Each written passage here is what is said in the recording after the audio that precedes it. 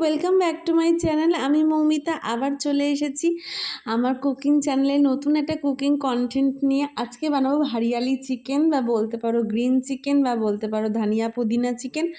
তো রেসিপিটা ভীষণ সহজ, একটু ডিফারেন্ট পদ্ধতিতে দেখাবো, বেশ টেস্টি, আমার নিজের মতো করে বানিয়েছি।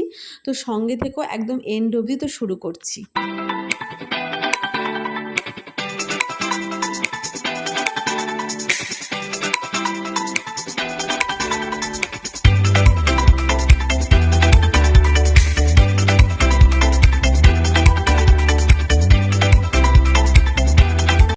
আমি এখানে নিয়ে নিয়েছি চিকেন। তো ডেফিনেটলি চিকেন বানাতে গেলে তো চিকেন লাগবেই। তো চিকেনটা খুব সুন্দর করে ওয়াশ করে নিয়েছি। তো লেগগুলো বেশ বড় বড় রেখেছি, আমার ভীষণ ফেভারিট, তাই জন্য লেগ পিস কার না ফেভারিট, সবাই চায় লেগ পিস খেতে।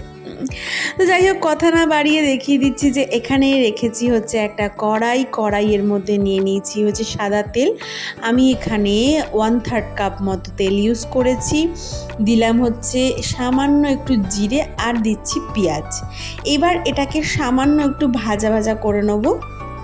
একটুখানি নেড়ে চেড়ে নিচ্ছি যাতে এটার একটা সুন্দর একটা ফ্লেভার আমার নাকে আসে। তো একটুখানি ভাজতে না ভাজতে আমি চিকেনটাও দিয়ে নিলাম। পেঁয়াজটা আর চিকেনটা একসাথে আমি ভেজে নেব। পুরো অতিরিক্ত লাল করে ভাজবো না, একটু চিকেনের কালারটা চেঞ্জ হয়ে যাবে আর পেঁয়াজটাও বেশ মজে যাবে, ততক্ষণ অবধি অপেক্ষা করব। দেখো চিকেনগুলোর কালার কিন্তু চেঞ্জ হয়ে গেছে, একটা হালকা হালকা ব্রাউন ব্যাপার ধরেছে। তার জন্য কিন্তু গ্যাসের ফ্লেমটা তোমাদেরকে হাই করতে হবে। এখানে দিয়ে দিয়েছি পাকা কাঁচা লঙ্কা আর হচ্ছে তোমার আদা আর রসুনের পেস্ট। এটাকে আমি পেস্ট করে নিয়েছিলাম, সেটা আমি এখানে দিয়ে দিলাম। দিয়ে ভালো করে নেড়ে চেড়ে কষিয়ে নিচ্ছি। আমি এখানে 3 to 4 টেবিল স্পুন মতো আমি পেস্ট ইউজ করেছি। এবার আমি এটাকে নেড়ে চেড়ে খুব সুন্দর করে কষিয়ে নেব যতক্ষণ না অবধি এর কাঁচা গন্ধটা চলে যাচ্ছে। তো ভালো করে নাড়াচাড়া করে নেব। আর এখানে আমি টক দই ইউজ করেছি, আমি ফেটিয়ে নেব না, ডিরেক্ট টক দইটাই প্যাকেট থেকে দিয়ে দিচ্ছি। আমি এখানে আমুলের টক দই নিয়েছি, কিন্তু আমার রিভিউ অনুযায়ী আমুলের থেকে কিন্তু রেড কাউয়ের টক দইটা বেশি ভালো লেগেছে। তো আমি সেটা পাইনি, তাই জন্য আমি এখানে আমুলের টক দই ইউজ করলাম। আমি মাপিনি, কিন্তু আই থিঙ্ক আমি এখানে 1/2 কাপ মতো টক দই ইউজ করেছি। টক দইয়ের সাথেও আমি ভালো করে মশলাটা কষিয়ে নেব। এইবার যাতে আমার চিকেনটা হালকা একটু সেদ্ধ হয়ে যায়, তার জন্য আমি একটু ঢেকে দিলাম 5-7 মিনিটের জন্য। আর টক দই থেকেও তেলটা ছাড়তে শুরু করে দেবে। এদিকে দেখো আমি পুদিনা আর ধনেপাতা নিয়েছি, এটা আমি একটু ঠান্ডা জলে ভালো করে ধুয়ে নিচ্ছি। ধুয়ে নিয়ে আমি এটাকে ব্লেন্ডারে আমি ব্লেন্ড করে নেব। ফ্রিজের ঠান্ডা জল ইউজ করলে ভালো হয়, তাতে কালারটাও যায় না আর বেশ ভালো থাকে কালারটা। তো এবার আমি মিক্সিং বোল নিয়ে নিয়েছি। এবার এর মধ্যে আমি দিয়ে দিচ্ছি পুদিনা পাতা, ধনে পাতা, আর দেব হচ্ছে বেশ কয়েকটা, বেশ 8-9টা মতো আমি কাঁচা লঙ্কা ইউজ করেছি। কালারটা যাতে ভালো থাকে তার জন্য দিলাম হচ্ছে বরফের টুকরো। এবার আমি এটাকে পেস্ট করে নেব। দেখো আমি পেস্ট করেছি, কিন্তু কালারটা কিন্তু আমার অ্যাজ ইট ইজ সুন্দর রয়েছে। এবার আমি কড়াইয়ের ঢাকনাটা খুলে দেখব যে কীরকম ব্যাপারটা হয়েছে। দেখো তেলটা কিন্তু অনেকটা ছেড়ে দিয়েছে, তার মানে দইটা খুব সুন্দর করে মিশে গেছে। এবার আমি যে পেস্টটা বানিয়েছিলাম সেই পেস্টটা আমি এর মধ্যে দিয়ে দিলাম। দিয়ে আমি খুব ভালো করে নেড়ে চেড়ে কষিয়ে নেব। এই চিকেনটা কিন্তু ভালোই লাগে খেতে, বেশ রুটি, পরোটা বা জিরা রাইসের সাথে খেতে খুব ভালো লাগে। তো খুব ভালো করে নেড়ে চেড়ে কষিয়ে নিচ্ছি। তার সাথে বলে রাখি, আমার চ্যানেলটা যারা এখনও অবধি সাবস্ক্রাইব করনি তারা কিন্তু একদম ভুলে যাবে না, ভিডিও দেখতে দেখতে তারা কিন্তু ছট করে একদম জলদি সাবস্ক্রাইব করে নেবে।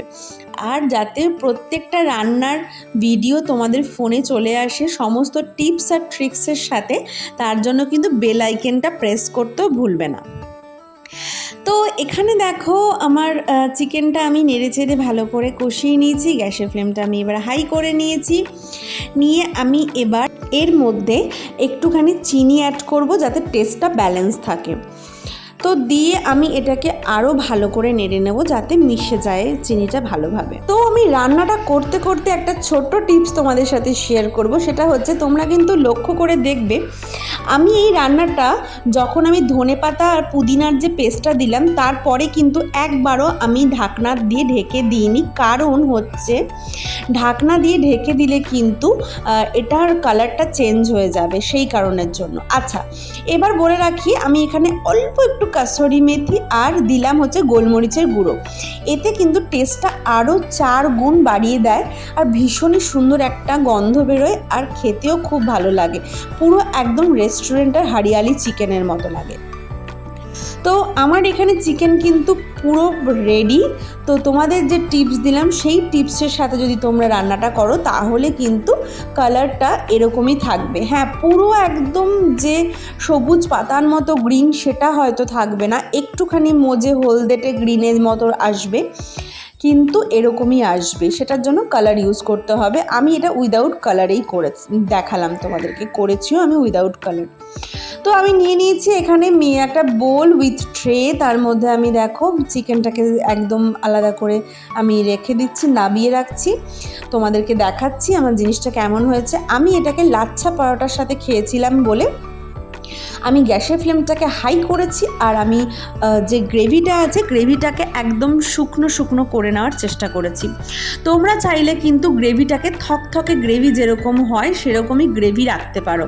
আমি এখানে একটু ড্রাই করে নিয়েছিলাম যাতে পরোটার সাথে খেতে খুব ভালো লাগে। তোমরা চাইলে এটাকে একটু গ্রেভিও করে নিতে পারো। এই লাচ্ছা পরোটাটা আমি বাড়িতে বানিয়েছি, একদম নিজের হাতে বানিয়েছি, দেখতেই পাচ্ছ যে কতটা ভালো হয়েছে। এর একটা রেসিপি যদি তোমাদের চাই তাহলে আমি সেটা আপলোড করব, তো সঙ্গে থাকতে হবে আমার সাথে, তাহলেই তোমরা প্রত্যেকটা সুন্দর সুন্দর ভিডিও পেয়ে যাবে। আর বেল আইকনটা টিপলে কিন্তু লাচ্ছা পরোটার নোটিফিকেশনটাও তোমাদের ফোনে চলে আসবে।